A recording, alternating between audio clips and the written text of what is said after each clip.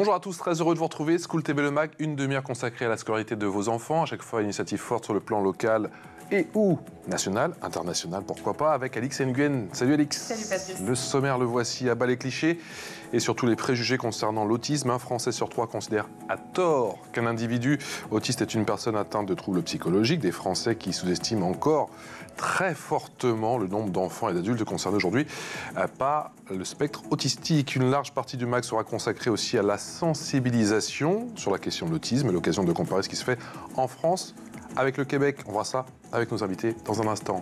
Comme à chaque fois, il y a une loupe. Et la loupe, c'est avec Alix. Oui, et je vous parle d'une initiative québécoise pour les enfants atteints d'un trouble du spectre de l'autisme. Vous êtes raccord, vous. C'est magnifique. On y va.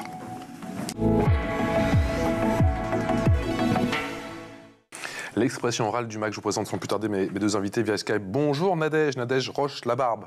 Comment allez-vous? Bonjour. Vous êtes chercheuse, scientifique, investigatrice principale et porteuse du programme Décode. C'est quoi Décode?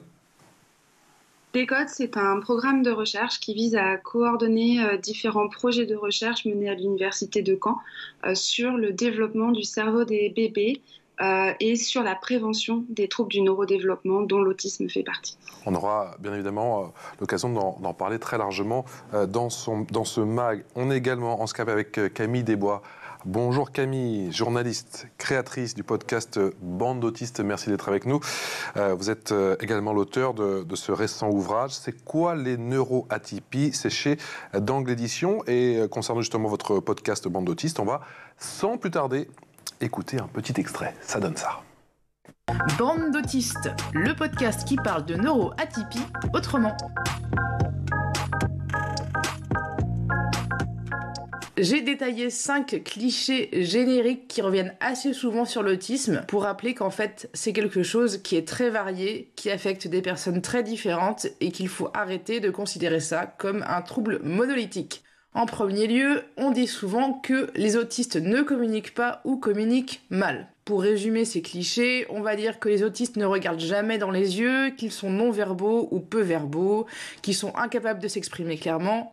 Je l'ai déjà dit, mais moi, quand j'ai demandé à des psychiatres de me faire un bilan par rapport à l'autisme, j'ai déjà entendu que je ne pouvais pas être autiste parce que j'étais au téléphone. Et donc, apparemment, les autistes ne peuvent pas passer d'appels téléphoniques. Donc, on entend tout et son contraire sur ce sujet. Dans la réalité, les autistes ont bien sûr souvent des problèmes de communication ou des difficultés à communiquer, mais c'est pas toujours très visible, en particulier chez les femmes. Alors Camille, qu'est-ce qui a motivé justement la création de ce podcast Bande d'autistes? C'est mon propre parcours de diagnostic parce que moi j'ai commencé à me poser des questions en 2017-2018 parce que ma mère avait été diagnostiquée et je me suis rendu compte que ce qu'elle me disait, ça me parlait quand même beaucoup. Et dans mon parcours pour découvrir si j'étais autiste ou pas, je me suis rendu compte que les informations sur les profils comme le mien, c'est-à-dire où ça se voit entre guillemets pas beaucoup, étaient très peu existantes. En français, on trouvait très peu d'informations et j'ai dû moi-même faire un travail presque de recherche pour comprendre comment je fonctionnais parce que je trouvais pas de publication qui me convenait. Et donc le but de ce podcast, ça a été de créer quelque chose qui réponde aux questions que moi je m'étais posées à l'époque. Comment vous avez et quand vous avez été diagnostiqué? Vous êtes autiste et HPI, c'est ça? C'est ça. Ça s'est passé comment le diagnostic? J'ai été diagnostiquée après 2-3 longues années d'attente. Alors moi, je suis passée par une institution publique via un centre médico-psychologique qui a été mis en contact après avec un centre ressources autisme. Ça, c'est les institutions d'État, entre guillemets, qui permettent de coordonner le diagnostic. Mais c'est un parcours qui prend énormément de temps. C'est-à-dire que moi, entre le moment où on a envoyé mon dossier et le moment où j'ai reçu confirmation que j'étais autiste avec un diagnostic, ça a pris bien 2 ans et demi en fait. Donc c'est 2 ans et demi d'attente qui sont souvent assez difficiles à gérer parce qu'en fait, on n'ose pas trop dire encore qu'on est autiste. On voit bien que si on a déposé un dossier, c'est qu'a priori on peut l'être. Et donc c'est souvent assez difficile à gérer pour les gens qui passent par ce parcours-là. Nadège, quel est votre rapport à l'autisme? Qu'est-ce qui vous a donné envie de faire de la recherche et de sensibiliser à ce sujet? Moi, ce qui me plaisait, c'était la complexité de ça, en fait. C'est que l'autisme, en fait, on ne devrait même pas dire l'autisme parce que c'est tellement de personnes différentes qui ont des parcours tellement différents que quand on veut s'intéresser à ça, en fait, on se rend compte qu'il y a énormément de questions sans réponse, aussi bien dans pourquoi les personnes développent cette manière de fonctionner, comment elles peuvent ensuite fonctionner et passer un peu inaperçues comme Camille, et puis comment d'autres au contraire sont handicapées et ont vraiment besoin d'être soutenues. Et la complexité des différentes manières de les soutenir, ça c'est vraiment quelque chose qui me plaît. Un Français sur 3 considère à tort qu'un individu autiste est une personne atteinte de troubles psychologiques. Comment vous expliquez ces chiffres, Nadège ? Il y a plein de facteurs qui peuvent expliquer la façon dont on calcule déjà ces chiffres. En fait, on change de manière de les calculer parce qu'on se rend compte à mesure que la science progresse et aussi que la société évolue sur ces définitions de ça, que des personnes qu'on n'aurait pas forcément dénommées comme ça, finalement, peuvent rentrer dans les statistiques, alors qu'auparavant, elles n'y rentraient pas pour des raisons de critères, en fait, tout simplement. Et puis, le dépistage de ces troubles du neurodéveloppement a aussi beaucoup progressé. Maintenant, on a des manières proactives de dépister les enfants qui sont à risque. Et donc, évidemment, plus on va vers les enfants pour leur proposer un dépistage, plus on augmente ces chiffres. Nadège, quelles sont les avancées récentes les plus significatives dans la recherche sur l'autisme ? On a eu différentes avancées qui se sont succédées par vagues. Je dirais qu'il y a 10 à 20 ans, les avancées majeures ont été faites dans le domaine de la génétique. On s'est rendu compte qu'il y avait de très nombreux gènes qui étaient impliqués dans notamment la manière dont les neurones transmettent l'information entre eux, et que certaines altérations de cette transmission de l'information pouvaient expliquer des fonctionnements cérébraux différents, et que les personnes qui avaient ces fonctionnements différents pouvaient, sous certaines conditions environnementales, notamment, avoir des symptômes. Et puis plus récemment, on s'est intéressé à l'aspect sensoriel de l'autisme. Alors, il se trouve que c'est sur ça que je travaille, mais de fait, c'est là où je pense qu'il y a vraiment beaucoup d'avancées actuellement.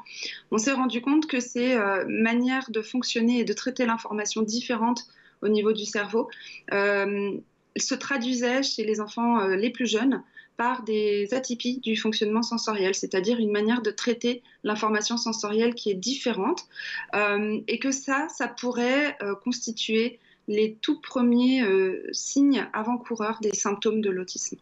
Et donc on est vraiment sur une tentative de comprendre beaucoup plus précocement ce qui se passe dans le cerveau et, si possible, d'intervenir pour que ce fonctionnement différent ne constitue pas un handicap plus tard dans la vie de l'enfant. Camille, j'ai le sentiment, et nous c'est vrai qu'on fait pas mal d'émissions sur l'autisme, mais on a quand même le sentiment que c'est encore quelque chose de très méconnu. Pourquoi d'après vous? Pourquoi il y a toujours autant de préjugés, autant de clichés? Je pense que c'est avant tout une question de représentation, c'est-à-dire que dans l'imagerie populaire, une personne autiste, elle est forcément peu verbale. C'est souvent des petits garçons, c'est souvent des enfants. Et les profils, du coup je parle beaucoup du mien, mais les profils comme le mien qui sont très verbaux, voire qui ont des capacités langagières plus élevées, du coup passent complètement inaperçus. Il y a aussi le fait qu'à la base, le diagnostic de l'autisme a été fait sur des profils très visibles de petits garçons, en fait, qui montraient des symptômes vraiment très visuels, entre guillemets.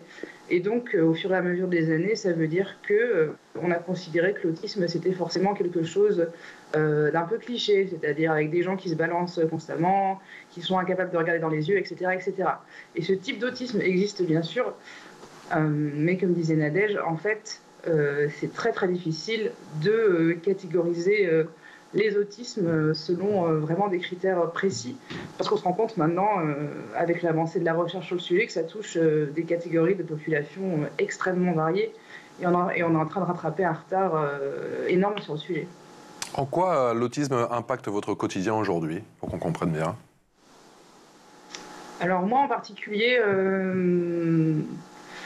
Je dirais que, comme vous le disiez, la relation à la sensorialité, elle peut être difficile, c'est-à-dire que je peux très bien supporter le bruit, des odeurs fortes, des lumières fortes, etc. Mais si ça m'arrive trop longtemps, je vais perdre pas mal de capacités de régulation émotionnelle, etc.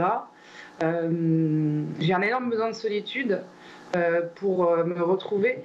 J'ai eu un parcours professionnel vraiment en dents de scie où en fait, ce qui est assez typique pour les profils autistiques comme le mien, c'est-à-dire que je tenais à peu près 2-3 ans dans des entreprises avant de faire un burn-out énorme et de partir brusquement parce que mes capacités de compensation étaient pas assez importantes. Et j'ai dû vraiment adapter ma vie à ça. Donc je suis journaliste et je travaille depuis chez moi. Mon bouquin, je l'ai écrit depuis chez moi, etc. Et ensuite, la deuxième grosse facette, je dirais, c'est la facette sociale, où désormais, je pense que mes capacités sociales sont particulièrement bien développées, mais toute la période de ma scolarité, justement, du lycée, etc., j'ai vraiment dû faire un apprentissage, entre guillemets, manuel de la manière dont les gens fonctionnent entre eux. C'est-à-dire que pour la plupart des personnes, elles sauront instinctivement comment rentrer en relation, comment se faire des amis, elles apprendront assez vite à avoir des relations amoureuses, etc.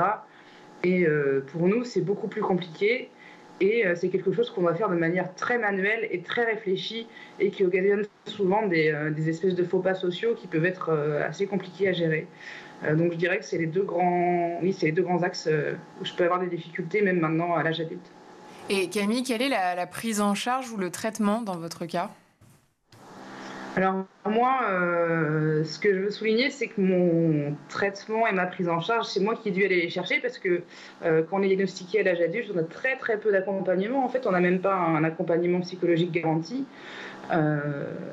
Moi, au final, dans mon quotidien, j'ai besoin d'aller voir une psychologue de manière semi-régulière.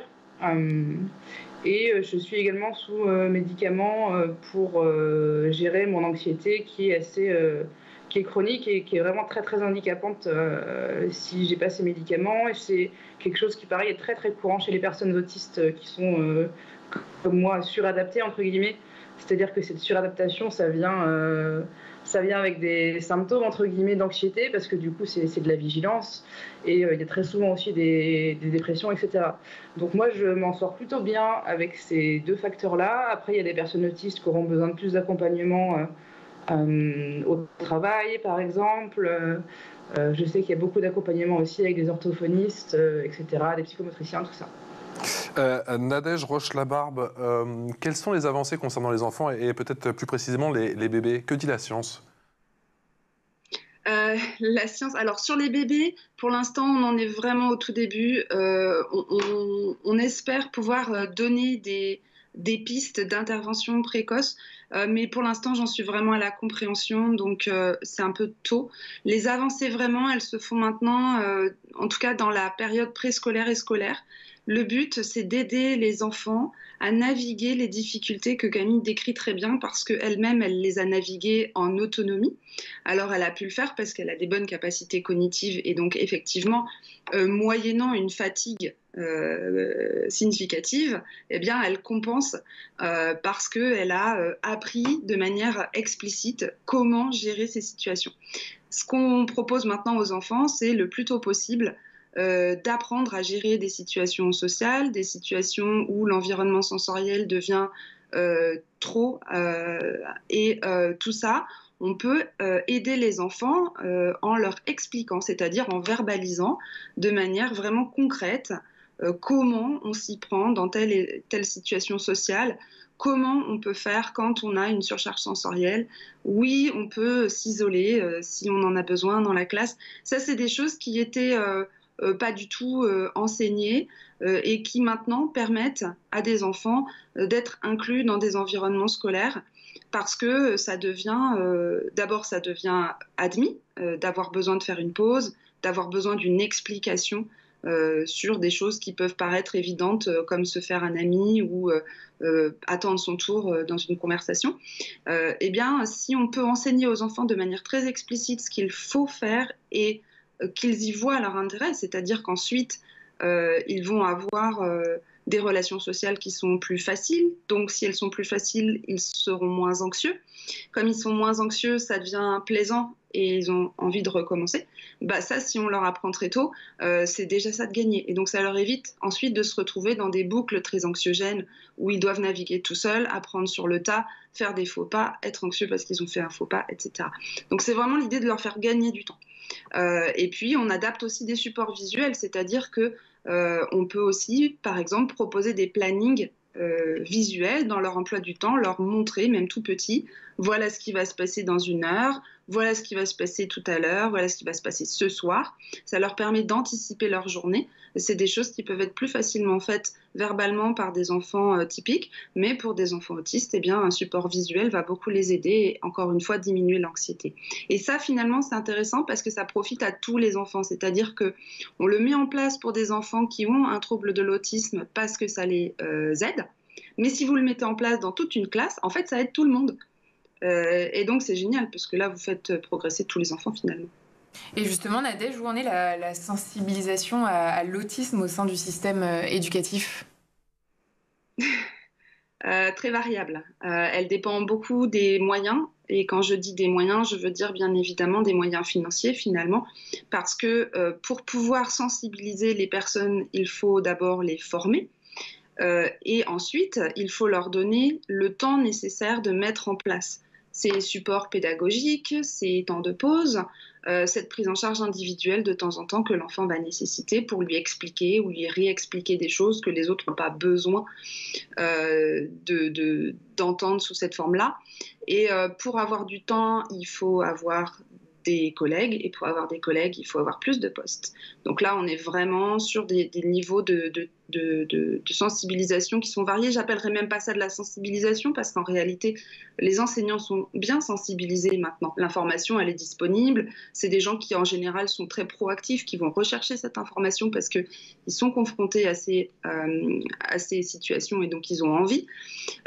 Mais en même temps, quand on n'a pas le temps parce qu'on n'a pas assez de collègues, eh ben, voilà, ça dépend des établissements scolaires et donc ça va dépendre finalement de où sont les établissements scolaires, de quels sont les moyens financiers des établissements et de quelle est la politique qui permet de gérer ces établissements. Camille Desbois, justement concernant la sensibilisation, vous préférez voir le verre à moitié plein ou le verre à moitié vide ? Alors vu que je suis moi-même concernée, j'essaie d'éviter de voir le verre à moitié vide, mais c'est vrai que moi j'ai vraiment énormément de retours de personnes qui me confirment quasiment jour après jour que c'est encore très très difficile de faire comprendre leurs besoins. Mais comme Nadège le dit très justement, je pense que c'est un problème culturel plus large, c'est-à-dire que au-delà de l'autisme, dire qu'à l'école, les enfants ont le droit de faire des pauses, de dire que c'est trop pour eux, qu'ils n'ont pas compris quelque chose, c'est un enjeu qui bénéficierait à tous les enfants, autistes ou non. Donc moi, je vois bien autour de moi que c'est de mieux en mieux, qu'on parle de plus en plus de santé mentale de manière générale dans notre société, qu'on parle de plus en plus de besoins, etc. Mais bien sûr, moi, je trouve que ça n'avance pas assez vite. Et comme le disait Nadège, je note vraiment qu'il y a un décalage vraiment énorme entre ce qu'on sait en théorie et la manière de l'appliquer de facto, parce que pour avoir parlé à beaucoup de profs, ils ont envie de bien faire en fait. Ils voudraient pouvoir accompagner chaque élève de manière plus individualisée, mais ils n'ont tout simplement pas le temps et pas les moyens. Pas les moyens, j'en reviens à votre podcast Bande d'autistes, excellent podcast. À chaque fois, un épisode dure entre 28 et 33 minutes. Il y a un bon nombre d'épisodes. Peut-on guérir de l'autisme, se découvrir autiste, TDAH, HPI sur le tard, détecter et mieux soigner la médecine face aux neuroatypies, l'anxiété chez les personnes neuroatypiques, c'est quoi et comment la gérer d'ailleurs ? C'est le titre de votre ouvrage, c'est quoi les neuroatypies ? C'est quoi ? Très bonne question. Et ben, comme le soulignait Nadège tout à l'heure, les neuroatypies sont des catégories un peu arbitraires qui ont été créées à un moment pour expliquer des particularités de fonctionnement. Donc dans le cas de l'autisme, on se rend compte que socialement il y a des difficultés, il y a des comportements qui peuvent être plus répétitifs que la moyenne, etc. Et de la même manière, pour le trouble de l'attention, on notera que la capacité à moduler l'attention, elle est différente, elle fonctionne différemment, etc. Donc le terme de neuroatypie a été inventé en fait pour parler de tous ces fonctionnements qui sont différents de la norme, mais qui ne sont pas en soi des maladies. C'est-à-dire que si une personne autiste est moins verbale que la moyenne, ça ne veut rien dire sur son intelligence ou sur sa capacité à écrire, par exemple. Et donc la neuroatypie, c'est ça, c'est une manière d'être au monde et un rapport au monde qui est différent. Pour prendre un exemple parlant, si moi je suis sous une lumière qui est un néon et qui est très forte, je vais ressentir de l'inconfort parce que j'aime pas ça. Et donc il a été décidé que moi je suis hypersensible à la lumière. Mais en soi, on pourrait se placer d'un autre point de vue et dire que c'est l'humanité entière qui est hyposensible à la lumière et qui ne voit pas la lumière de manière aussi claire que moi. Donc en fait, tout ça, c'est une question de point de vue et de manière de fonctionner. Et on est vraiment en train de découvrir qu'au-delà du handicap que ça peut générer, au-delà des difficultés qui sont très nettes que ça peut générer, en fait, c'est simplement un espèce de câblage neurologique qui est vraiment différent de la moyenne. Tout est question d'angle, de perspective, assurément. Et c'est l'heure de la loupe. On va voir ce qui se passe au Québec.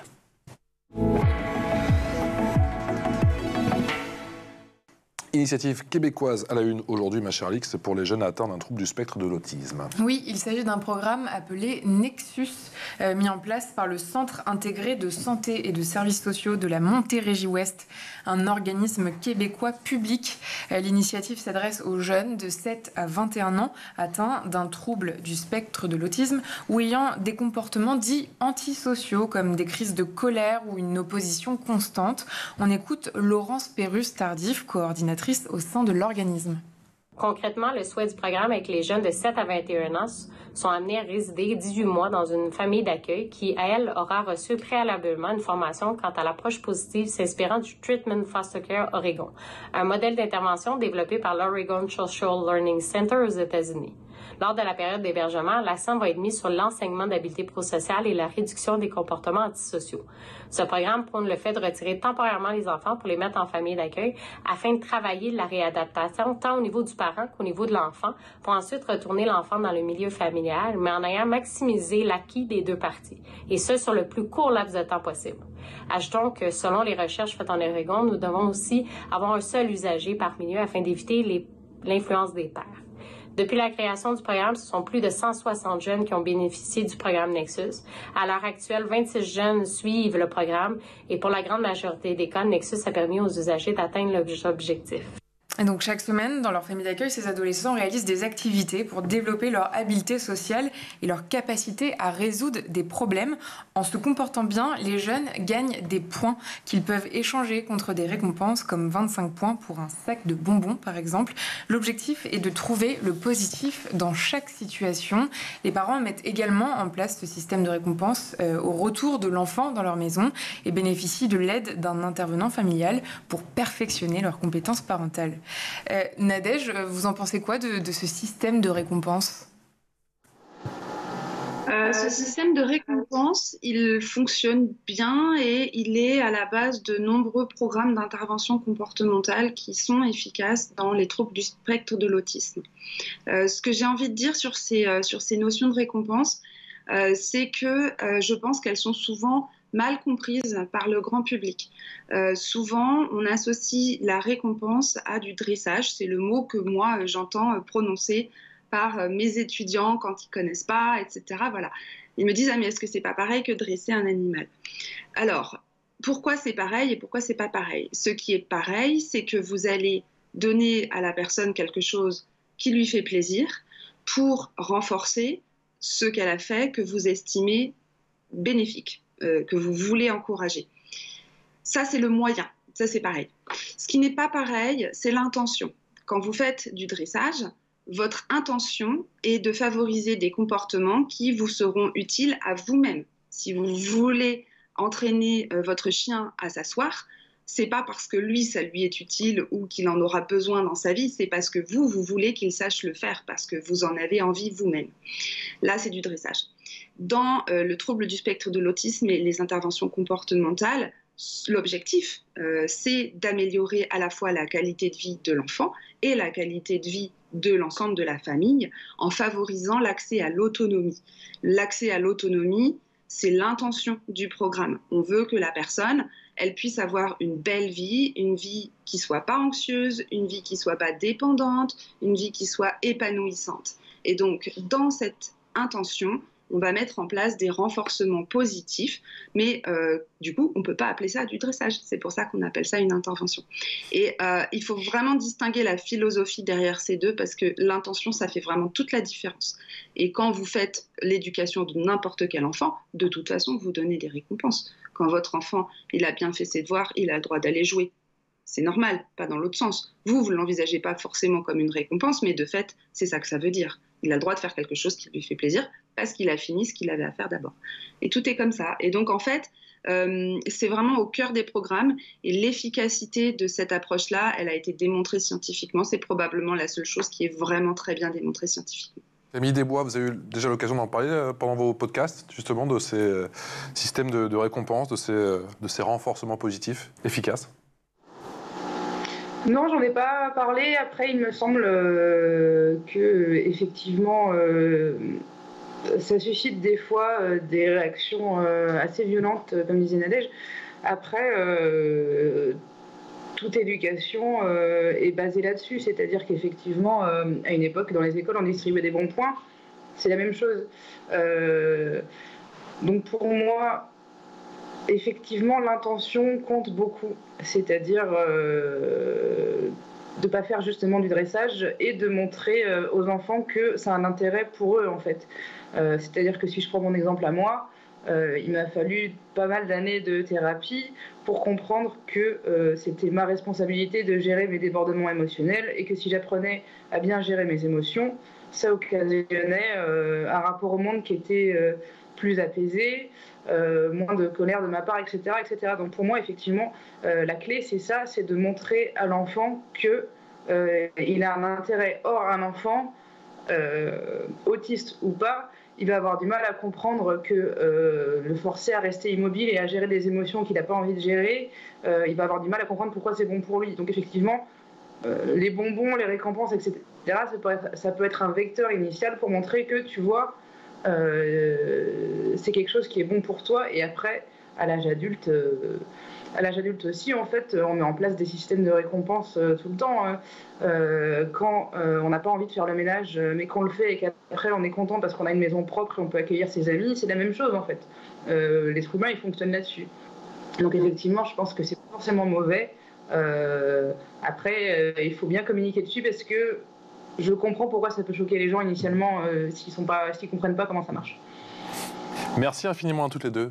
Merci encore une fois pour cet éclairage. On aura l'occasion bien évidemment de reparler de ce sujet ô combien important, en tout cas qui nous intéresse vraiment ici sur le plateau du MAC sur School TV. On espère vous voir également en plateau, vous qui êtes notamment à Caen, ma chère Camille. Et j'ai oublié, vous étiez Nadège. Nadège, vous êtes où? Non, c'est moi qui suis à Caen. Ah non, Nadège est à Caen et Camille est à? Moi, je suis à Périgueux. Et à Périgueux. Passez nous voir quand vous êtes de passage sur la capitale. On laisse passer les JO et vous passez nous voir avec grand plaisir. Un mille merci à vous, Nadège Roche-Labarbe. Vous êtes chercheuse scientifique, investigatrice principale et porteuse du programme Décode, maître de conférences, habilitation à diriger des recherches, biologiste et psychologue. Je ne l'avais pas dit tout à l'heure, mais on l'avait compris. Et puis Camille Desbois, journaliste et créatrice. Je renvoie bien sûr à votre podcast Bande d'autistes. On écoutait un extrait tout à l'heure. Auteur de C'est quoi les neuroatypies et c'est chez Dangle Édition. Merci à toutes les deux. Merci Alix. On se retrouve demain. À demain. Pour un nouvel épisode, un nouveau numéro de School TV Le Mac. Ciao.